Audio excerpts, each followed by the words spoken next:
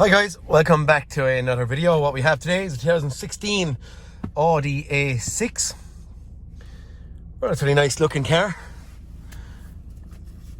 135,000 kilometers on it. What you can see is happening to us, customer's complaint. Check engine light, I'm going to call it. Glow plug light flashing and down on power, going into limp mode. What I do see when I started, here I have brake pad wear indicator light on, which is of no concern to me right now. Being an Audi,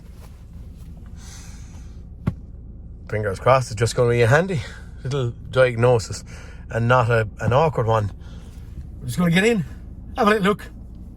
Might be useless, might be interesting, might be just stupid, but plug in the scan tool. We're going to start with, see why this thing is flashing, and we'll go from there. Okay, so the next screenshot is going to be me looking at a scan tool.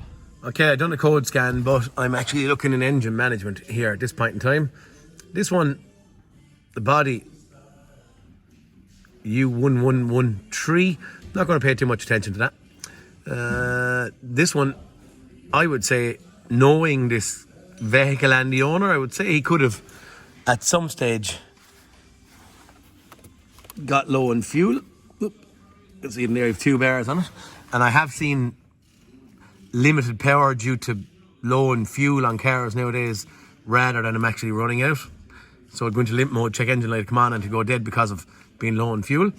What I'm going to go after is this P0237 turbocharger boost sensor A circuit low input. First thing I'm going to have to do is pinpoint where that sensor is and go about testing it, okay? So what I'm going to do is I'm going to find here. Shall we stay here while we're here? Let me have a look. Do the headlight and stuff on me, but anyway.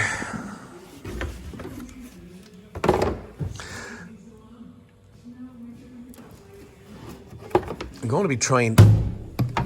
Sorry, throwing covers out of the way and it didn't work very well.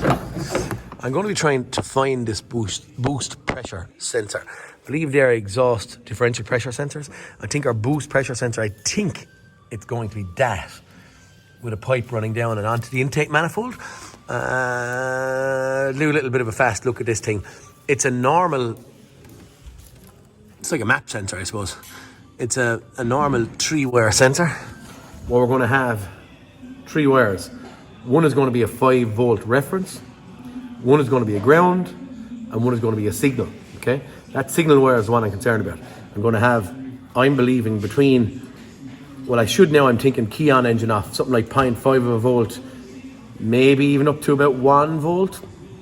We should be able to apply pressure. We should be able to see this thing change, but how I'm going to identify that as being our sensor is I am going to unplug. Now, maybe this is all happening a bit fast. I got you. A bit fast and on camera without me looking in enough detail, but I think that's our map sensor.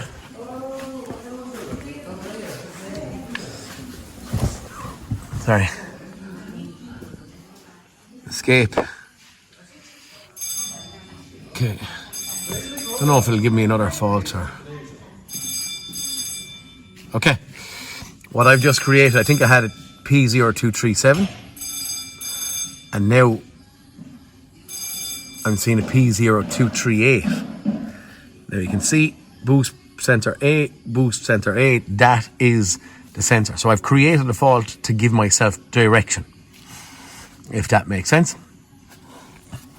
From the 2 fault codes, turbo boost pressure sensor low, that could be created because of down in boost pressure, the pipe being blocked going from the intake manifold up, or pipe could get blocked, as I said there, or the sensor being faulty. That's what I'm suggesting right now. When we disconnect it, the reference or the signal wire in theory is probably going to be a pull down circuitry. So when I disconnect it, if it was going to be, I was going to be expecting it to be around 0.5 or 1 or something like that. If I disconnect it, it's going to go up to 5, I would believe, because it's not being pulled down by the sensor anymore, giving us high input. We'll go down and do a little test on this thing, okay? Okay, as you've seen, we have our sensor plugged out. I've just brought out my scan tool. What I'm looking at is, manifold absolute pressure. So right now we can see it, we're at about 250, would it be? Somewhere around 250 hectopascals. Maybe I should go back to just, oh, jeez. Let's see, I want to get rid of my graph. I'm not actually very familiar with this scan tool. Anyway, look, it doesn't matter, I don't really care, but do I close that? Yeah, okay, we're back to pressure. Right, we're in 255 kPa at this point in time, which is forever too high at this point in time. What I want to do is I'm going to plug that back in. You can see it's gone to 36 kPa. Okay, I'm just pulling out my multimeter to do a little bit of testing. As we saw here, we have at this point in time 36 kPa, which we know is wrong. I'm going to start back probing here and just testing. So number one pin, if I can get in there. Number one pin, I'm just going from engine ground to one of the wires. Number one is 5 volts. So that's going to be our 5 volt reference, okay? I'm going to go in here and see what the middle one is. Very, very small voltage, so I'm nearly saying that could be a ground. Both of them are actually the exact same. Right, so I could swap around. I could go, I'm gonna leave that pin in there. What I'm gonna do is I'm gonna put that into my 5 volts. What I could do quite fast here is I could disconnect this actual sensor and see which one goes up to, sorry, I'm just getting my back probe and pin instead of my ground crocodile clip here. Okay, we're just going to a pin. Bad pin, I know, there's no plastic shroud on it and that stuff, but neither here or there. I'm going to go in here and see which one of these gives me. Okay, so the middle one is more than likely my ground because I have 5 volts there. We'll just see what the opposite one would have given me. Actually, look, none of the two. So now at this point in time, it's hard for me to identify which one of these is the actual ground. As I said, I could disconnect it. Disconnected, one of them is going to go from a low voltage to a high voltage, or I could get my test light. I'll get my test light and I'll just see. Okay, no. Yeah, go on, look, we're going to change. I'm going to change my port to call. Go on, we'll get a test light. Go on, okay. The test we're going for, as I said there, is going to be a test light just to prove which one is our ground. All I'm doing is going to test light from battery positive. So you can see the little cover off it. I'm using my test light to go, we'll just go to that and see does it light. Okay. We have no light there. Let's go up and I'm going to get into the opposite, into pin number 2. Okay, that should light my test light. Okay, can everyone see that? Okay, so the middle one, 5 volt reference is number 1.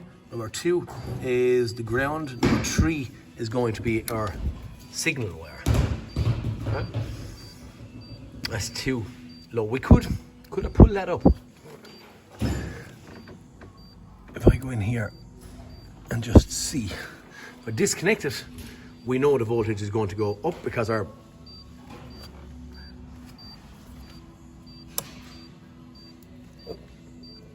sorry, I'm trying to put off the center. It's gone up to 255 kPa, which is like 35 or 6 psi, 2.5 bar. So look, we know our signal wire is intact. It's going to be the sensor or the little pipe going in there. That makes sense? So we'll plot the sensor, make sure the pipe is clear, and then we go pricing the sensor and selling the job. Okay guys, I have just pulled off that pipe. Very primitive. It just blew through it and it's perfectly clear. So it isn't that blocked. It's not our 5 volt feed because we put a test light on it. It's not our ground because we put a test light on it. And it's just the sensor itself after fading. I think this is quite a common problem, so simple and easy. We'll get along a sensor and get it fitted and I'll show you the fix, okay? Okay guys, I have gotten the new sensor for this thing. The part number. If anyone wants to see it, it's in a little groovy bag as well in the box. So there is the sensor that's to go in. There's the sensor that's coming out of it. Disconnected off the pipes and stuff. Still connected electronically. We have our 36 kPa still there. But what I'm going to do is I'm going to disconnect that, have the locking tab off it. I'm going to disconnect that, which is going to bring us to our default number, which we know is 255. 2.5 bar, and then we're going to go back in with this, and what we're hoping, what we're going to see here with the new sensor in here, is I'm hoping we're going to see 100 bar. Sorry, 100 kPa, 1 bar. Ooh, boof. Okay, and that's the new sensor gone in there. Okay, what we might do, just for the pig iron, will I get a MIDI vac and apply a slight little bit of pressure to that to make sure that that is coinciding. We know it is going to be, but just for the test purposes, so you can see it, I'll get a MIDI vac and I'll stick it on it and see what we see, okay? Okay, as you saw, we have our 100 kPa in here, which, as I said, there is 1,000 hectopascals, 1 bar, whatever we want to call it. Okay, I have my MIDI vac connected on, and I'm going to put in, we can see in here, can we see in there that we have kPa on the inside? So I'm going to go to 50 on top of atmospheric. So that's measuring the atmospheric pressure, what's in the air. And now we're going to put 50 kPa on top of atmospheric and just make sure that, which it is going to be, but it's only just for reference. Oh, I got a little bit too high. Slight little bit. Sorry, one second. Oh, I didn't want to do that too low or too high. Okay. So in there, we're at around 50 kPa.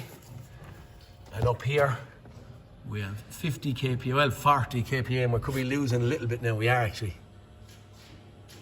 dropping away slightly, but we can see the verification is correct. That sensor is reading right. This sensor is faulty. We're done putting this back together, doing a few resets and stuff. Okay guys, a little bit of live data there. We're just after being out. I am actually just pulling back in now from being out for a spin. Just popping it, stopping.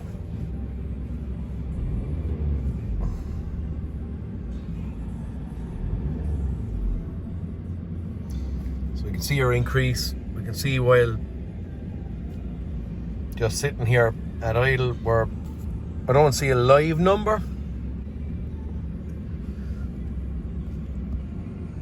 106 kilopascals. That's it, lads, for this one. Simple enough. Think a very common problem as well. Oh, I have cleared faults. I've also done the brake pads. Just while we're in here, I sold that job as well, and I have also filled the windscreen washer, but just I didn't cycle the key on and off yet, so I'm assuming that's not going to go off until I turn the key off and on. Yeah, for this one, look, relatively simple, relatively easy. 3 wires, 5 volts, ground, signal. Signal default pulled off 255 kPa, 2.5. Yeah, well, 2.5 bar, but 1.5 bars on top of atmospheric. So key on, engine off, we should have 1,000 hectopascals, 100 kPa, kilopascals, or 1 bar, 14.7 psi, whatever the number is, atmospheric pressure. But for now, yeah, this is done, it's fixed, and it's a relatively easy one, relatively fast OE part, and all ready to rock and roll. Guys, if it's any good to you, or you find anything helpful or useful here, please like and subscribe, and I'll talk to you all next cartoon. It's starting to get a bit dark and time to clock off, and I'll talk to you there. Thanks, boys. See you later. Couldn't really call it bonus footage, but I cycled the key, pressed the button, whatever you want to call it, and my little, I don't know, screen washer level light has gone out. Guys, talk to you later.